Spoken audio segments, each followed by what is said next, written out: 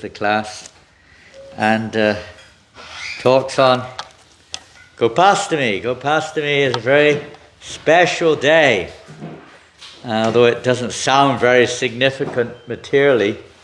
It is spiritually a very significant event when Krishna enters into the age of Krishna's Vrindavan pastimes are divided into 3 ages. The first period is called Pardon? Well, yeah, he's a small boy, Bala. Komara. First age, young man. The second age, that goes on for about 4 years. Then he enters into another period of maturity, you could say, known as Boganda. And when he enters that, then that moment when he enters that age, that's the time when the boys look after the cows.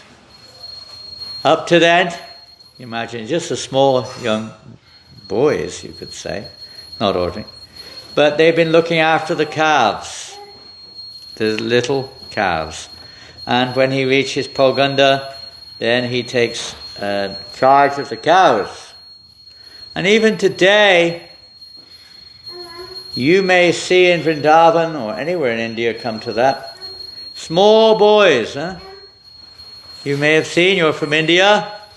From India? You may have seen, I don't know, South India, yeah, whether you have there, but in the north you see little boys, they're looking after cows with a little tiny stick. This little boy is about, maybe tiny, like a little fly. He's got the stick in his hand and the cows are running along, obeying him, tap, tap. It is special. We can't kind of, practically speaking, imagine in the Western world this, but this is how it works. And very happily looking after the cows.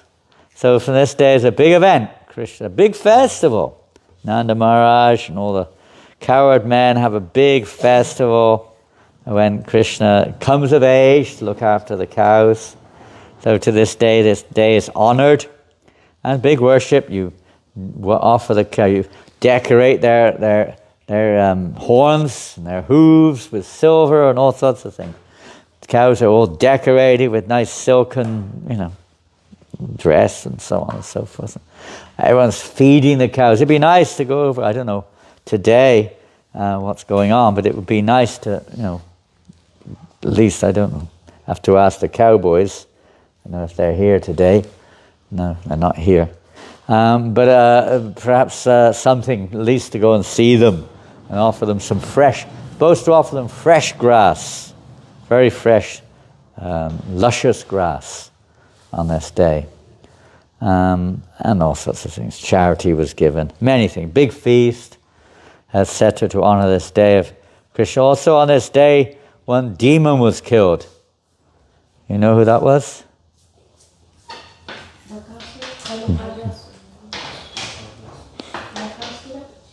It may not have been, annually speaking, it may not have been exactly that year, but on that occasion, Dhenukasura, the ass demon. So that's one thing, Gopastami, Gostastami, the worship of the cows. And today is also a very significant day, the Tirobhav of Srinivasa Acharya, Srila Gadadhara Dasa Gosvami, and Srila Dhananjaya Pandit. Tirobhav today. So we'll start by singing this song, which we normally sing on the Tirobhav, the days when these great souls depart from our vision and move on. So this song, I don't know, it's on the songboard, I believe. It's on the board, huh? It's there. Okay, so no problem. I'd like to have some kartals if possible.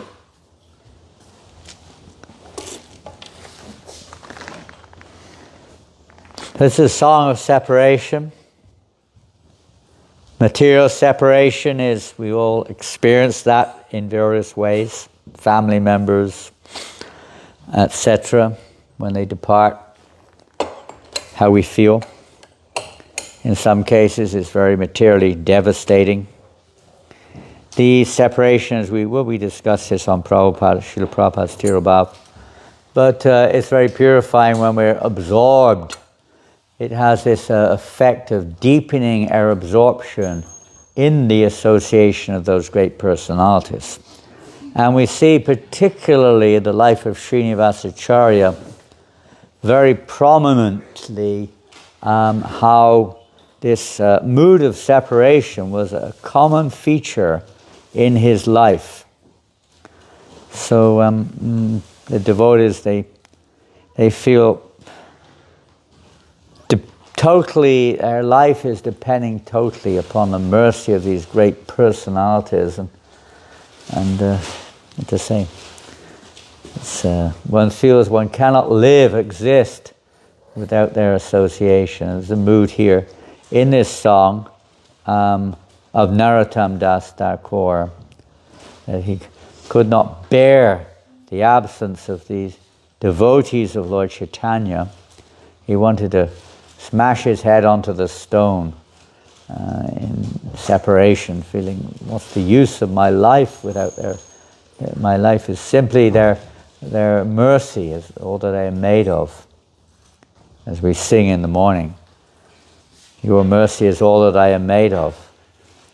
Yeah, we are depending on the mercy of the Vaishnavas, no doubt about that. We may not always appreciate it, or we may forget it, but where would we be if it hadn't been for the mercy of the Vaishnavas? We cannot say what would have happened in our lives. But it would have surely been, materially entangling, an inauspicious life. Let us sing.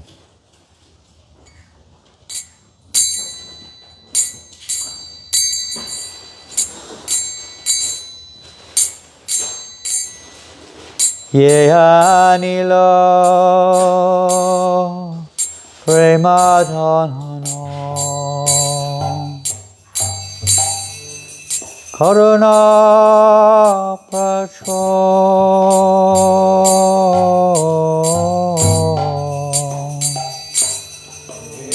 anilo premadhanano karanana pacho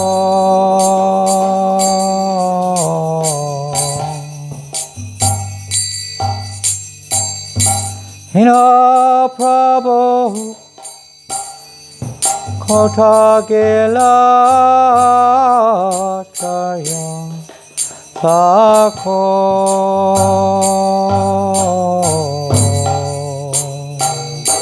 hina prabhu kota gila chaya thako. Interesting, this Acharya Thakur, Narottam Das Thakur is referring to Srinivas Acharya. They were very close associates, but one would understand that Srinivas must have departed the world before Narottam. There's no mention exactly when he left the world. Only on this day, which year it's not said. Hina Prabhu Kota Gela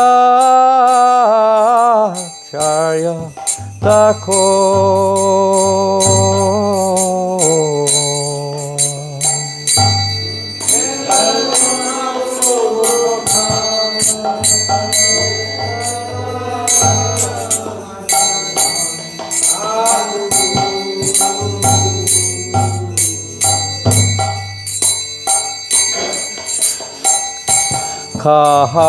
Kahamara Swarup Rupa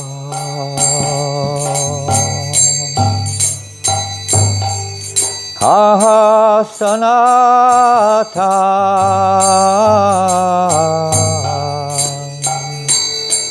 kaha mora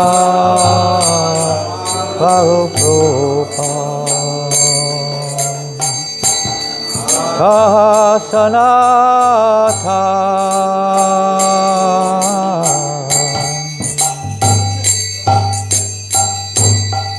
Gadadhara Raghunatha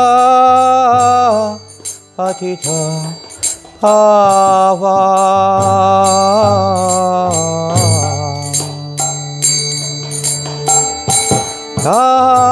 Gadadhara Patita Pava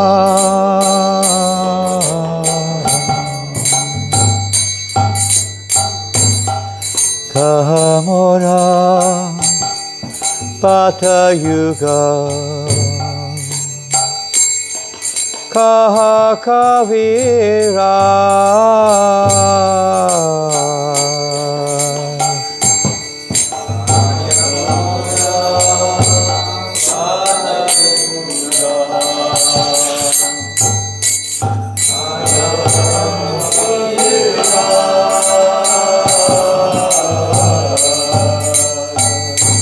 Ika kale kota kela goro natara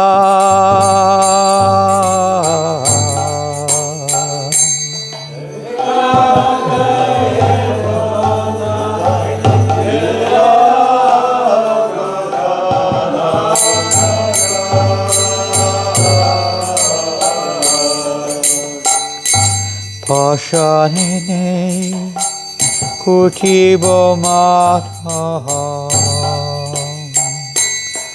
Anale pashibo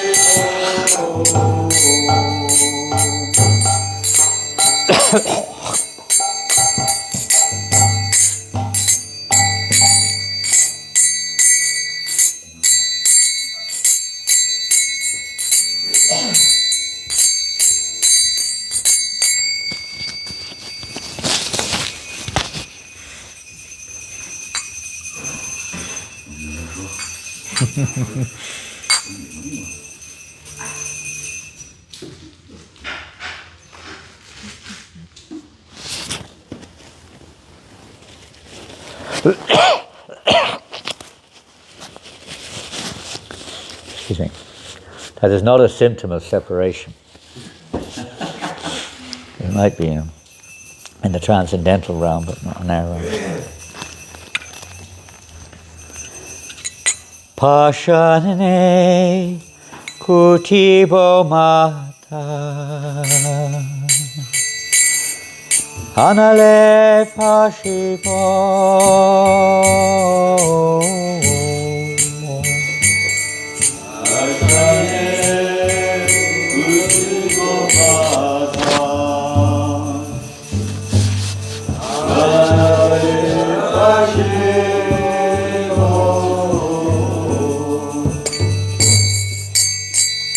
Goranga gunera nidhi kota ele pavo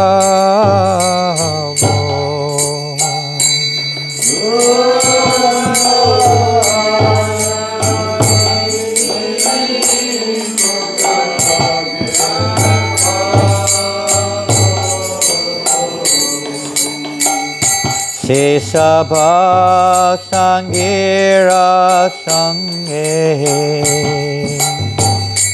ye kailo bilaka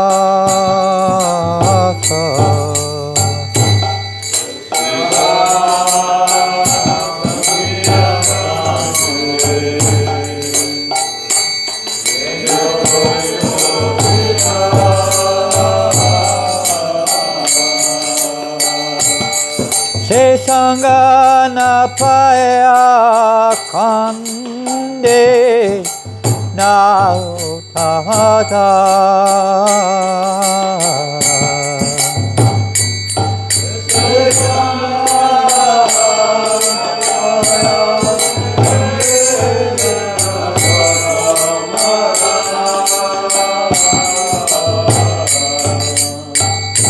Iya nilo prema dana Aruna asho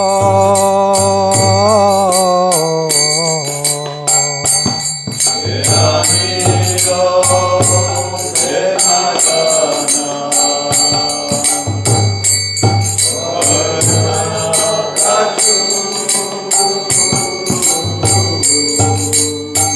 Ino Prabhu Kota Gela Acharya Thakur Ino Prabhu Kota Gela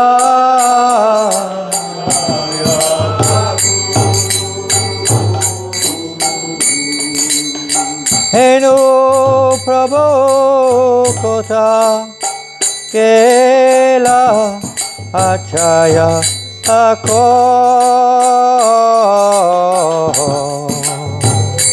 Eno Prabhu Kota Gela Acharya Thakur Jaya Acharya Thakur Jaya Acharya Thakur Jaya Acharya Thakur Jaya Acharya Thakur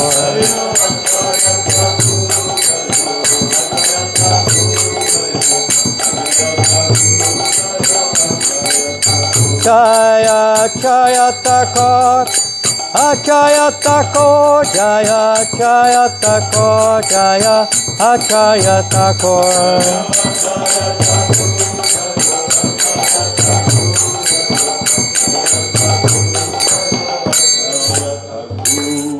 Shri Srinivasa Acharya Thakur ki jai Shri Prabhupada ki jai Shri Gopastami ki Shri Gopastami ki Shri Dhananjaya Pandit ki Shri Gadadhara Dasa Gosvami Tirubhav Mahotsava ki jai Shri Srinivas Acharya Thakur Tirubhav Mahotsava ki jai Gaura Premanandi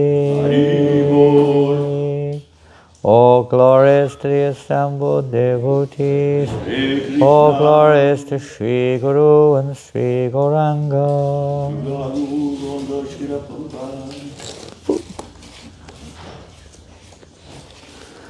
He who brought the treasure of divine love and who was filled with compassion and mercy, where has such a personality as Srinivasa Acharya gone? Om Jnana-timirandasya Jnananjana Shalakaya Chakshurun Militam Yena Tasmai Shri Gurave Namah Shri Chaitanya Manobhistam Stapitam Yena Bhutale Svayam Rupagadamayam Dadati Svapadantikam Vandeham Shri Guru Shri Yuta Padakamalam Shri Gurun Vaishnavamscha Shri Rupam Sagujatam Sahagana Raghunathan Vitang Tang Sajivam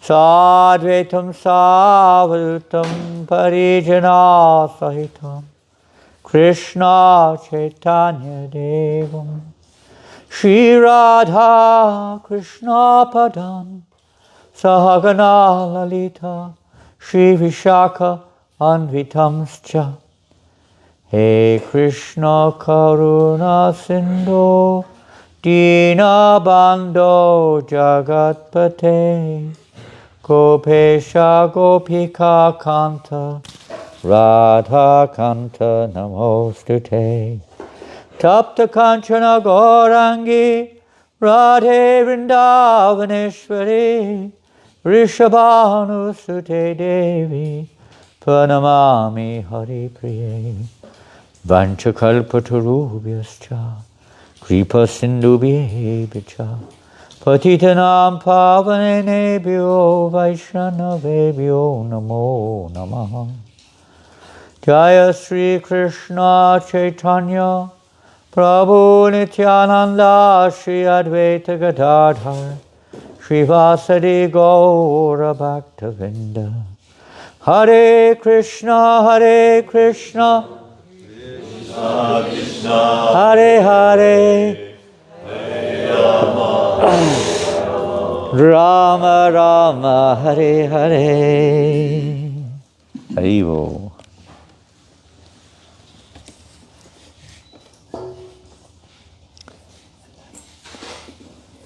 Well, we'll just read a little bit about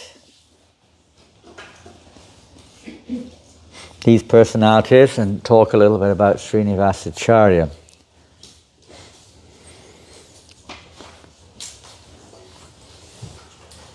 Not very much is said about Dhananjaya Pandit. I'll just read a little bit. This is from Chaitanya Bhagavat. Dhananjaya Pandit was a very rare soul. Nityananda Prabhu was always present in his heart. So he was a follower of Lord Nityananda. He lived not too far from Navadvip in the Bardhaman district, for that's worth. It's not too far away from Navadvip. He was present during Mahaprabhu's Sankirtan pastimes in Navadvip. So many devotees are not mentioned, they were present there, only the prominent ones. His disappearance is on the 8th day of the bright fortnight, which is today, in the month of Kartik. Jai. There's a few little things, but they're just about the nature of his village and so on. So we'll leave it at that with Dhananjaya Pandit. And we'll read a little bit more about Gadadhara Das. Now, it's interesting, we did discuss Gopastami just now, okay, so big day for the cows, Gopastami. I don't know what we're doing, if anything, but normally there's a big festival for the cows today.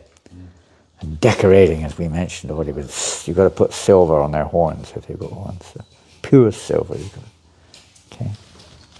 And on their hooves as well. Let's find some silver. Yeah. And they just paint them nowadays. Let's see, is there anything we want to read? Oh, we can chant a mantra all together. Om Gave Namaha. Om Gave Namaha. Om Gave Namaha. Om Gave Namaha. Om Gave Namaha. Om Gave Namaha. We worship the cows with this 10 upacharas in the different items, the 5 different products, 10 different products related to the cow.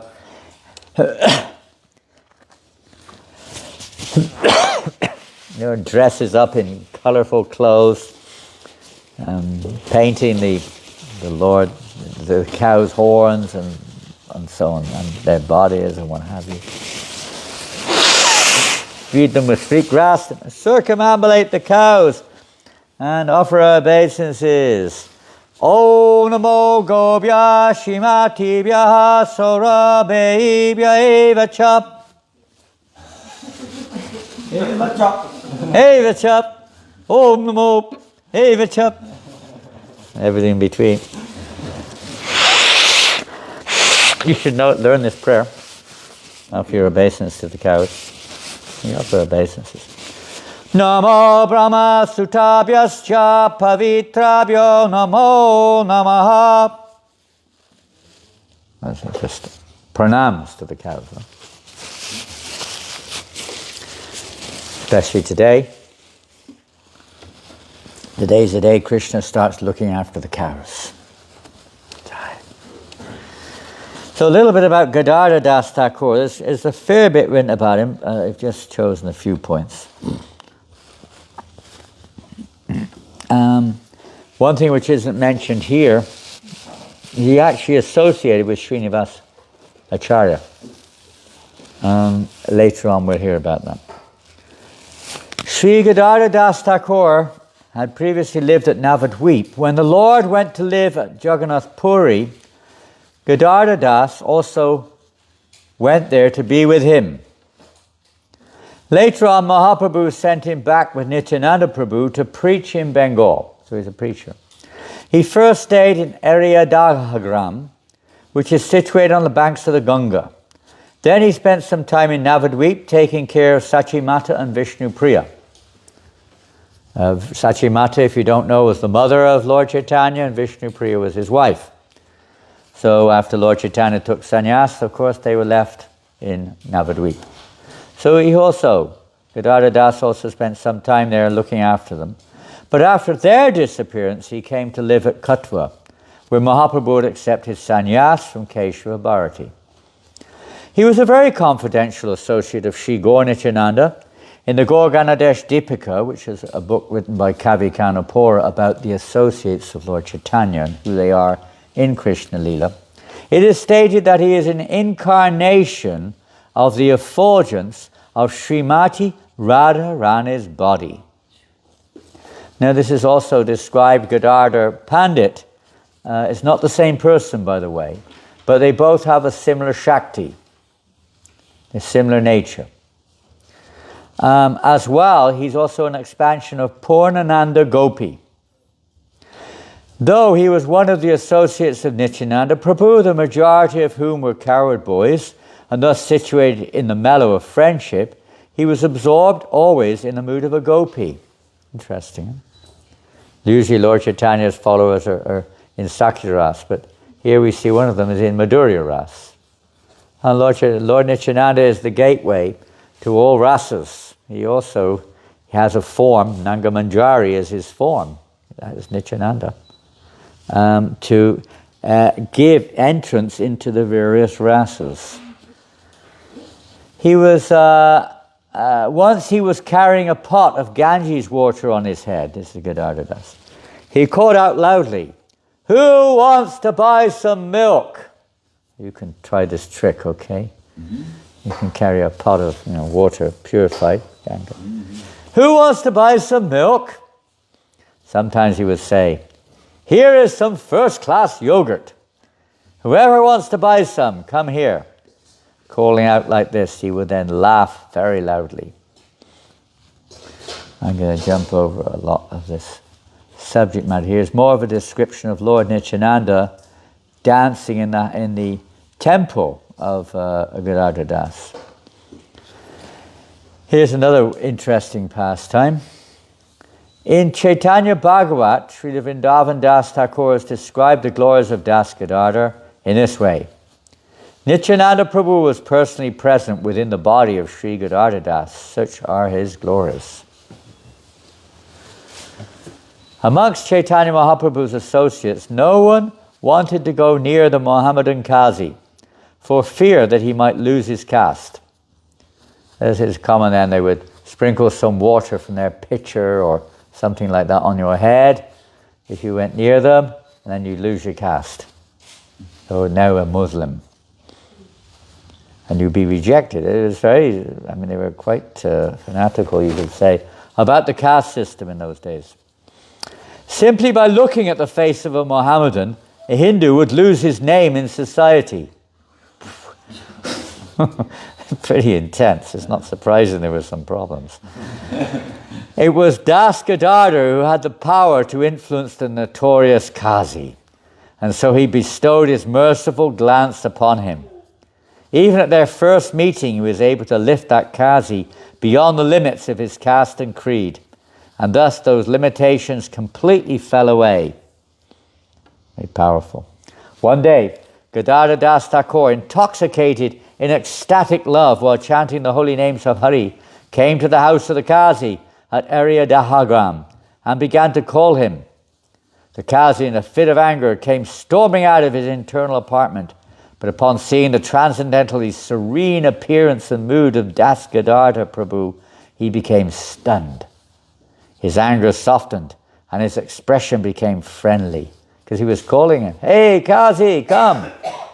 Who's this insulting me like this? He's a Kazi, he's the chief magistrate, he's like the main person in the district. The Kazi inquired, "Thakur, why have you come just now?"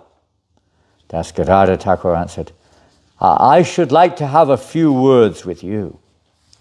"Okay, whatever you have to say, speak up. Sri Gaur Nityananda, he said, Sri Gaur Nityananda have appeared on this earth to distribute the nectar of the holy names to all classes of men, from the highest to the lowest, even to the most sinful, despicable persons. Why haven't you accepted this sweet treat? Why haven't you taken up the chanting of these nectar and holy names?" He directly challenged him. "Oh, we'll accept it tomorrow." "Why tomorrow? Today you should accept. I have come here today to deliver you from the depths of ignorance and sin by the power of these holy names. So you please take this supremely auspicious Harinam. I will deliver you from all your sinful activities this very day." Having listened to Gadadhara Das Thakur's sweet speech, the Kazi became a little bewildered. He began to laugh and said, Tomorrow I'll say Hari. Tomorrow I'll say Hari." When he heard the two syllables Ha and Ri emanate from the Kazi's mouth, Das Gadadhar Thakur became overwhelmed in the happiness of ecstatic love and exclaimed, "Tomorrow? Sir, you have said Hari just now. All of your sins have fled away. You have become supremely pure." Saying this, he began to dance in ecstasy. The Kazi, having been purified by the transcendental vibration of Hari, took shelter at Das Gadadhar Thakur's lotus feet. In this way, Das Gadadhar Thakur delivered many sinful, wicked Yavanas and other such people. He disappeared on the 8th day of the bright fortnight of the month of Kartik today. Area Dahagram is reached from Calcutta by bus, if you want to go there. You can go there by bus. All these little details are given. I didn't really mean to read them. I thought it was just funny. How you get there, how far it is, this station, then you walk 5 miles and you take a rickshaw. Bhakti Siddhanta, this is Bhakti Siddhanta Maharaj actually commenting. Gives all these little details. Then you walk 200 meters and you'll see, a tree on your right. And then he goes into all these details. Gadadhara Das Thakur's Samadhi Mandir and the Samadhi of the hair of Lord Chaitanya, shaved off by the barber Madhisil when he accepted sannyas, are united within the same tomb at Keshava Bharati's ashram at Katwa. So if you want to see that, the Samadhi of Gadadhara Das Thakur and some hair of Lord Chaitanya Mahaprabhu, which was shaved off by the barber when he took sannyas, you will find it there in Katwa, in the ashram of Keshava Bharati, the sannyas guru of Lord Chaitanya. Sri Das Gadadhar, and that's also related to the next pastime of Srinivas Thakur. Sri Das Gadadhar Thakur established a temple at the place where Mahaprabhu accepted sannyas, and the deity of Lord Gauranga was personally installed by him.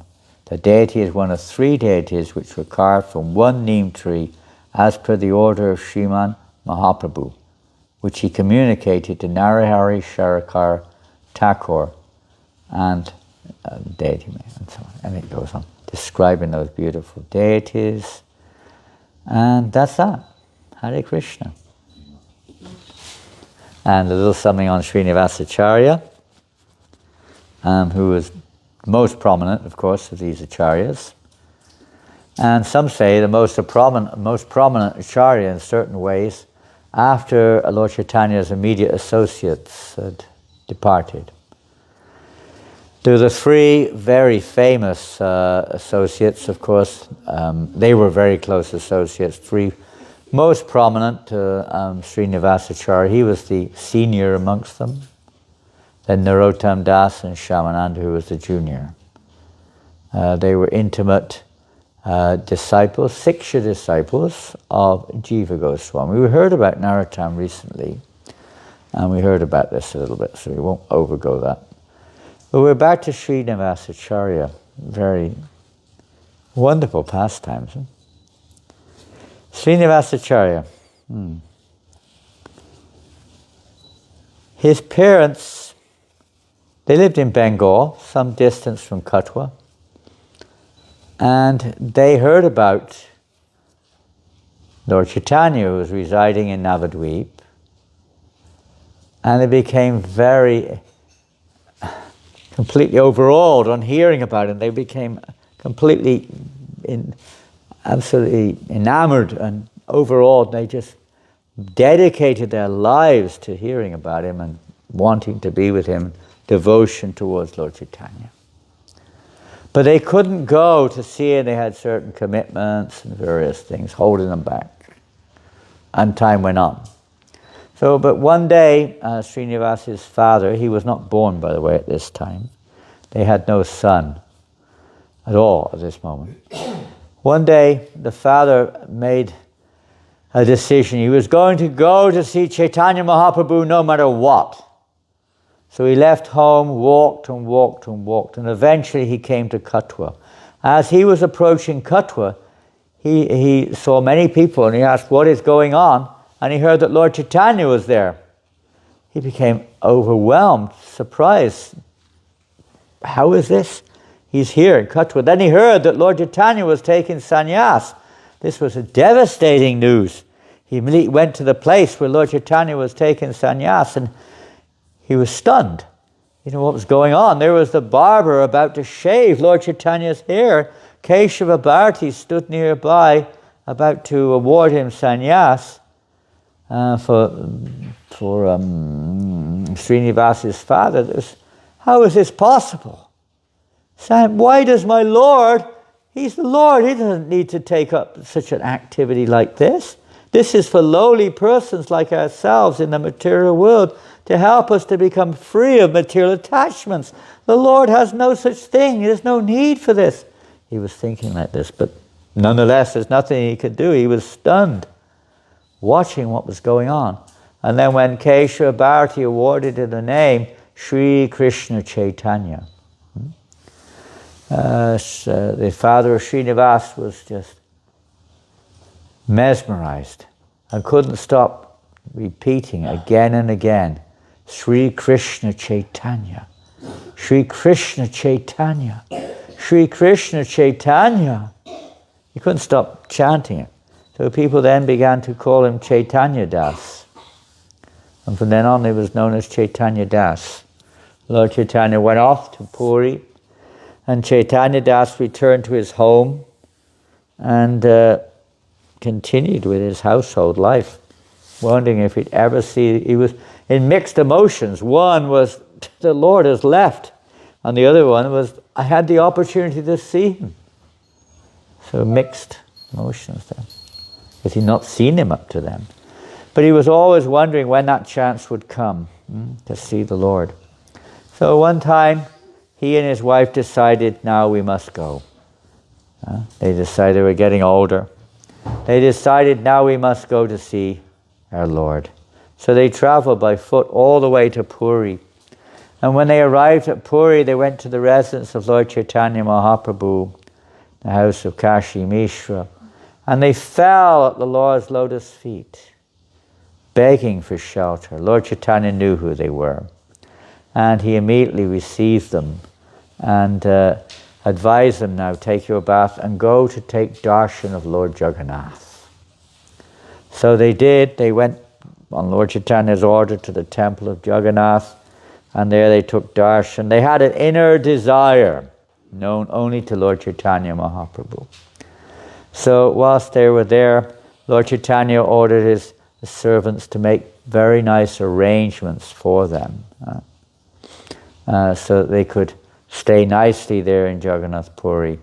And Lord Chaitanya then revealed that actually they had a desire in their heart, they want a son. They're my great devotees, and they very much desire to have a son. So I will bless them, or Lord Jagannath rather will bless them, that they will have a son, and his name will be Srinivas. And through him I will distribute. And there and then Lord Chaitanya said, through the Goswamis, it's described like Lord Chaitanya Mahaprabhu delivered nectar in the form of transcendental sound vibration. Through the Goswamis, that nectar will be put into pots. Those pots will be distributed by Srinivasa Acharya. He will be the distributor of the nectar. In other words, Lord Chaitanya said he will be the first book distributor in our movement. He was the Acharya for book distribution. So sure enough, Chaitanya Das and his wife, on spending some time with Chaitanya Mahaprabhu, getting his blessings, he sent them back to Bengal. They went back, and after a short while, the wife was pregnant, and they surely gave birth to a beautiful son. Beautiful son. Lord Chaitanya also said that this boy will be my Shakti, Gaur Shakti. He will possess my power. So that child was born, and as he was born, the astrologer said he's a Mahapurush, he's a topmost devotee, he has all the symptoms of an eternal associate of the Lord. And his eyes were like lotus petals. He had beautiful, long, elongated ears, broad chest, all wonderful features, long arms, golden complexion. He reminded people of Lord Chaitanya. Most beautiful young boy. And as he grew, of course, everyone was attracted. He went to school. He was a brilliant scholar. Even his Sanskrit teacher said, I have nothing to teach this boy. Although he's teaching, he knows everything. I'm just an instrument. Like Krishna and Balaram going to the school of Sandipani Muni. They're the source of knowledge. This boy was a reservoir of all truths. As he grew in age, in due course of time, it so happened that Narahari Sarakar Thakur, one very intimate associate of Lord Chaitanya Mahaprabhu, very intimate associate, Lord Chaitanya alone would allow him to glorify him in his presence, no one else. He was very close to Lord Chaitanya. We don't hear much about him. Happened to live in that area, and Srinivas had the opportunity to associate with him and hear all about Lord Chaitanya Mahaprabhu. So he was overwhelmed. He wanted to take initiation from Narahari Sarakar. But Lord Chaitanya had told Narahari, when Srinivas appears, then you guide him. But actually he is destined to take initiation from Gopal Bhatta Goswami. So now, knowing this, Narottam Das Thakur said, no, that's not my role. But he said, now very shortly, Lord Chaitanya Mahaprabhu may be winding up his pastimes. So you should really go to meet Chaitanya Mahaprabhu. But unfortunately, before that was possible, he had this habit, Srinivas had this transcendental habit of visiting all the various houses and abodes of the associates of Chaitanya Mahaprabhu, wherever he was. So news came that Mahaprabhu had passed away, left this world. It was this devastating news. And but Lord Chaitanya had instructed, he prepared all of his associates actually for Srinivasa Acharya. He told Gadadhara Pandit, I want you to instruct Srinivasa Acharya in Bhagavatam. Gadadhara Pandit, not Gadadhara Das. Gadadhara Pandit was expert in singing the Srimad Bhagavatam and explaining it in unlimited ways. So he said, I want you to impart this to Srinivas. He also sent message to Rupa and Sanatan to take Srinivas under their shelter, under their wing, and to Gopal Bhatta Goswami to initiate him and Jiva Goswami to direct him. They were all being prepared like this, or being prepared for Srinivasa's arrival or his presence. So Srinivas then, what to do?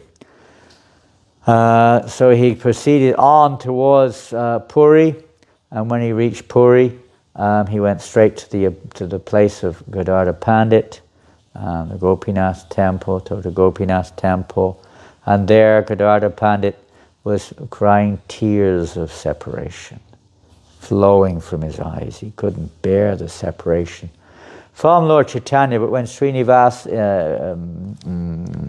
told him who he was, and so on, then Gadadhar Pandit said, my role is to share Srimad Bhagavatam with you, but there's nothing I can do. The only manuscript here in Puri, which I have, is no longer, it cannot be read any longer. Unfortunately, it has become ineligible. You can't read it. Tears had been flowing from his eyes and soaked all the manuscripts. Everything was finished. Couldn't read anything practically. He said, we'll have to obtain another copy. Otherwise, there's nothing I can do. So he sent a messenger back to Narahari Sharakar back in Bengal to see if there was another copy available. And sure enough, Narahari sent a messenger back saying, yes, there is, but you have to send someone to get it. So Gadadhar Pandit sent Srinivas back to Bengal with the mission to obtain another copy of Srimad Bhagavatam. But again, as it should be, ordained by Providence, or maybe Srinivasa is showing the importance of the darshan of great devotees. But he went to all the various abodes of the devotees, the associates of Lord Chaitanya in Puri. Here, there, and everywhere he went. And consequently, then he eventually left. He went back to Navadvip, but when he got back to Navadvip, he heard that Gadadhar Pandit had left the world. So the second, let's say, devastation for Srinivas. And then he was a teenager, by the way, at this time. And he then stayed there. It so happened his father passed away, and Narahari told him that now you should look after your mother. She's a great devotee. So he stayed there looking after his mother for some years. Doesn't say how many. But quite some time looking after his mother. But time was passing. Rupa Goswami and Sanatan were wondering, when is he going to come? When is he going to come? Where is he? It so happened that Janavama, who was still present on the planet, the wife, consort of Nityananda Prabhu, who had left, of course, but his wife was still present. She'd gone to Vrindavan. And when she went to Vrindavan, the Goswamis were saying, where is Srinivas? Where is Srinivas? Because she was acquainted with him. She knew him, at least knew of him, through Narahari Sharakar. And they said, please, when you return to Bengal, please immediately tell him he should come quickly. We're not sure how much longer we're going to stay either. It's like, our business is, so long. So she went back to Bengal and told Narahari, who then consequently told Srinivas, you should leave immediately for Vrindavan. The Goswamis are calling you. So he left, but as is usual, he went and visited again all the houses of the residents of Navadvip and Katwa and this place and that place. All over the place he went. And he also went on the way, then he left Navadvip, he left Bengal, he went all different places, visiting the abodes, or sometimes the devotees were still there. Vamsi Vedana was still there in the house of Vishnu Priya, although she wasn't. He would go on and on and on like this, coming to the place of Varanasi, visiting the house of Chandrasekhar and Tapana Mishra and this thing and that. On, he went to Prayag, and there he spent some time also where Lord Chaitanya had spent time there, instructing Rupa Goswami and so on. Eventually he went forward towards Mathura. As he was approaching Mathura, he heard, a few days before he reached there, he heard that Sanatana Goswami had passed away. And then when he reached Mathura, Rupa Goswami had passed away. He was totally devastated. He felt like giving up his life in the river Yamuna or something. And he was, what to do? It's almost like again and again this was happening. Because of delay, he was missing the opportunities. Maybe you can learn a lesson now. But the Lord appeared, or the Goswamis rather, appeared to him in a vision, saying, Rupa and Sanatana appeared to him and saying, don't be despaired.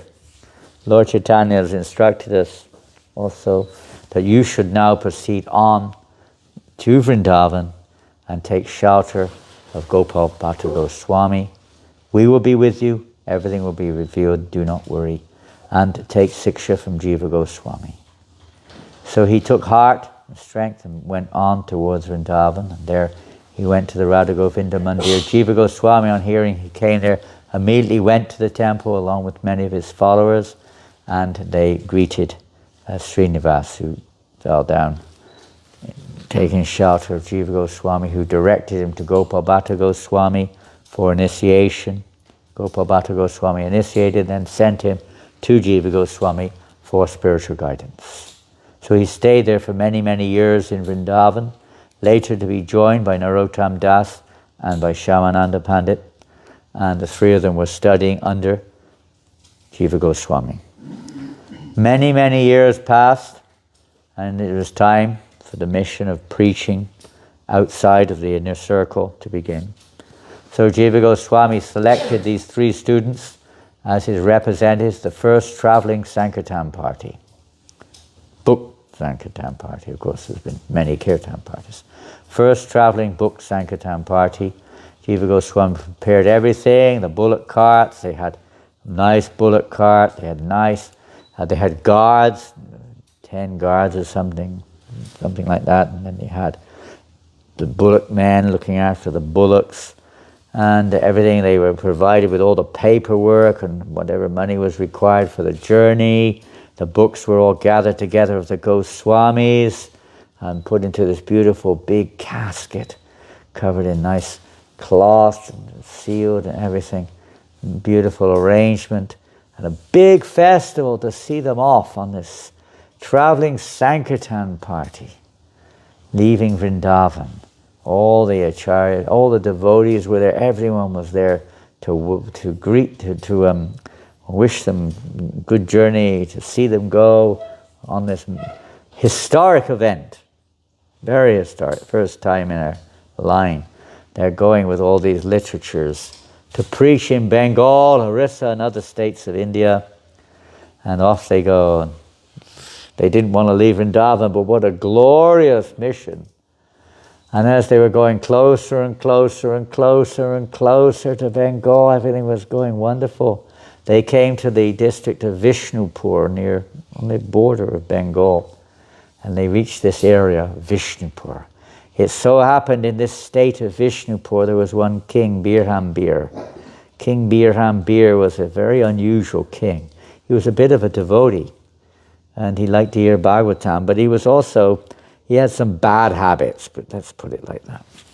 He had these astrologers, and he had a group of bandits, thugs, and he would every time any kind of traveler would come through his state, he would have the astrologers calculate their astrology, and without their knowledge, they were very expert, and they would predict that this person has this amount of wealth, that amount of wealth, and so on and so forth.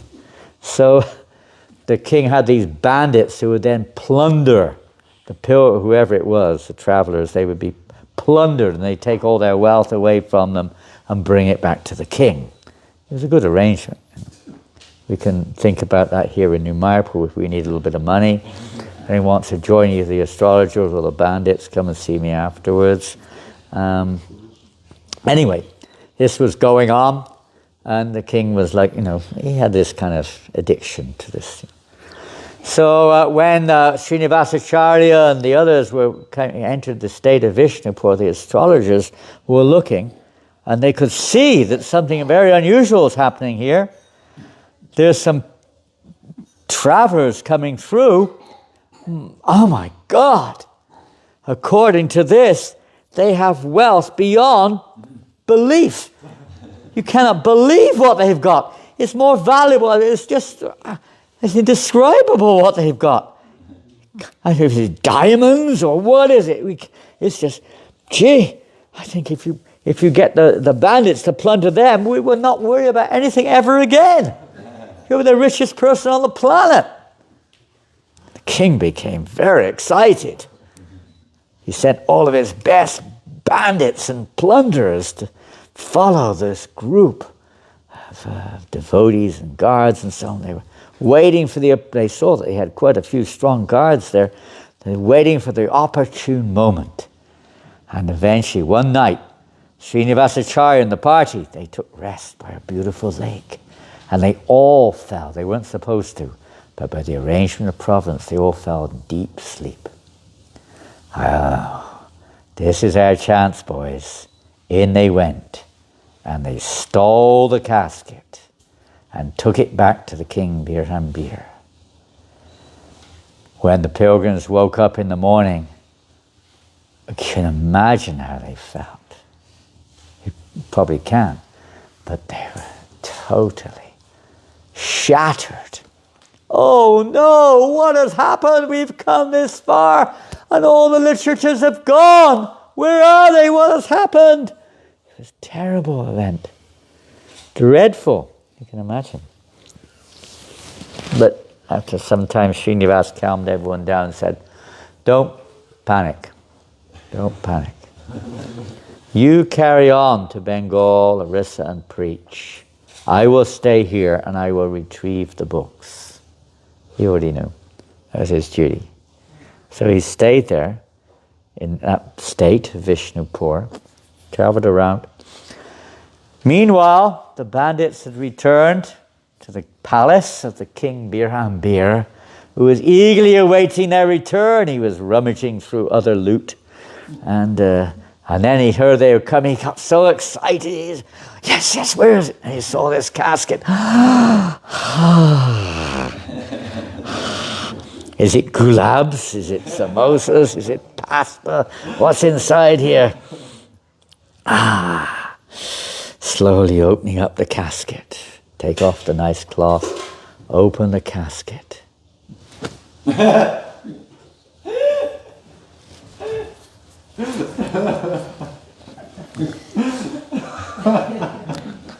What is this? This is not jewels. It's paper. He was shocked. He picked it up. Oh my God. Srila Rupa Goswami. Then he started reading these beautifully compiled Sanskrit words. Closed the book. Oh no! What have we done? He immediately realized this is a terrible sin. We have plundered sadhus. Oh, he was really, really affected. What to do?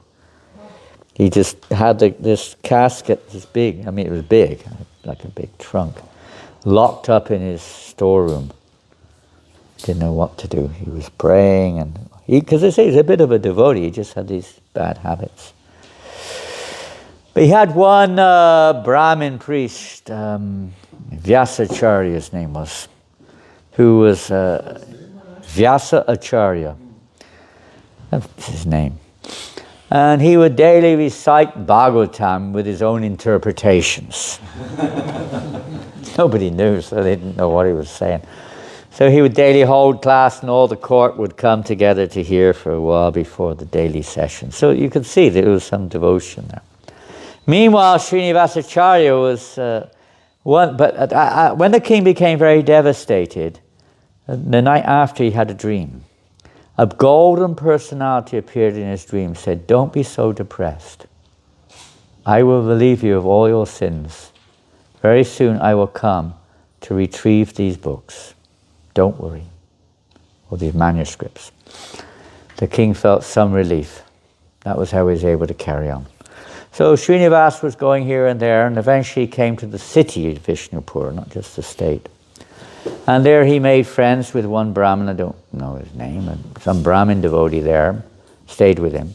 And this Brahmin was regularly going to the court of the king to hear Bhagavatam. So he said, would you like to come along?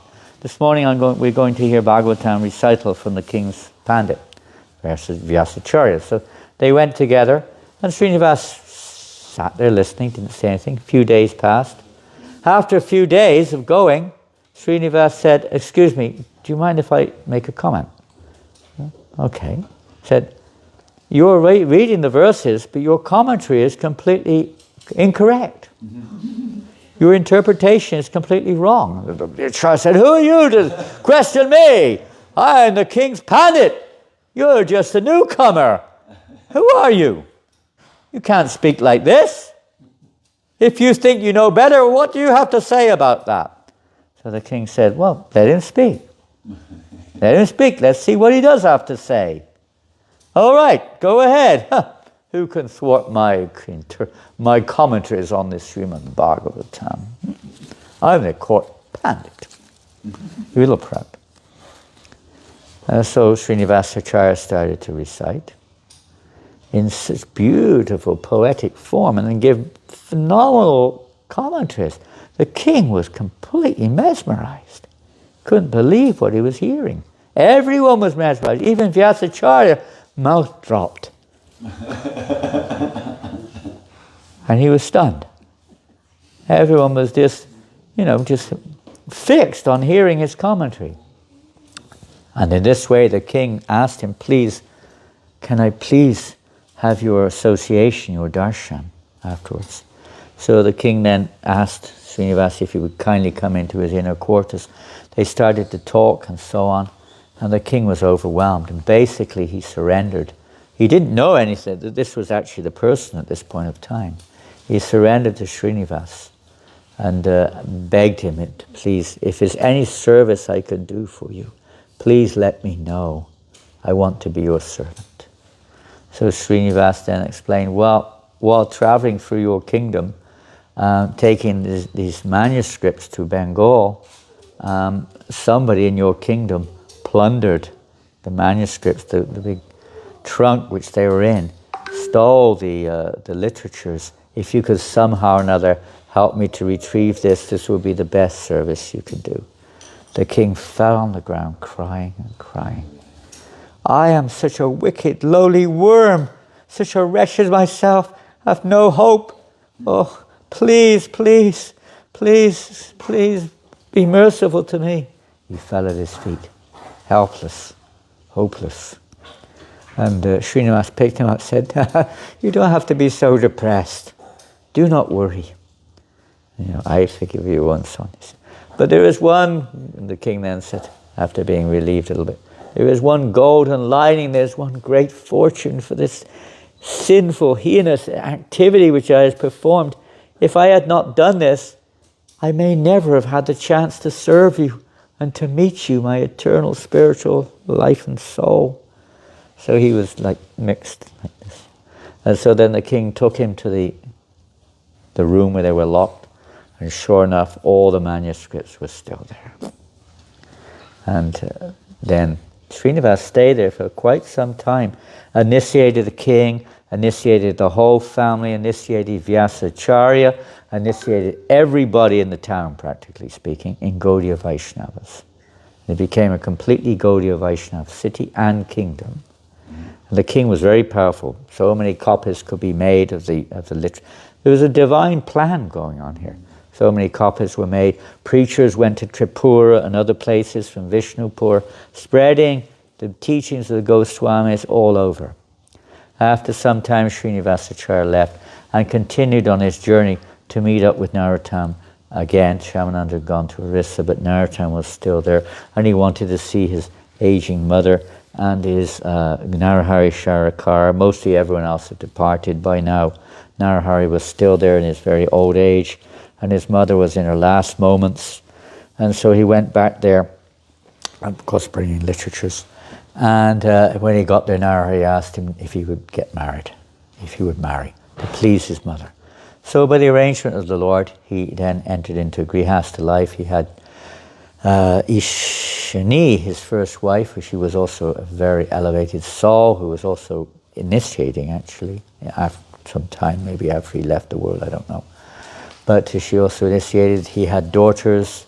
Hemlata Thakurani was probably the most famous of his daughters. She was also a great Acharya. And some of them left their bodies and so on, what have you. But he got married to the pleasure of his mother, who left the world, of course. And then Narahari Sharakar also left the world. He organized big festival for Narahari Sharakar. Through festivals, this is one of the things that he and Narottam taught, that big festivals are one of the primary or prominent ways of spreading Krishna consciousness. Gaur Punim was started by Srinivas and Narottam, grand festival in Katuri to spread. Narottam Das Thakur also had a specific type of kirtan, but Srinivas also, got his Manoshoy or something, specific type of kirtan which was unique, which was revealed by Srinivas. Although Narottam was the kirtan prem, and Srinivas was more the Briyat Madanga, you could say, Acharya. But they both had this kirtan, you could say, spirit.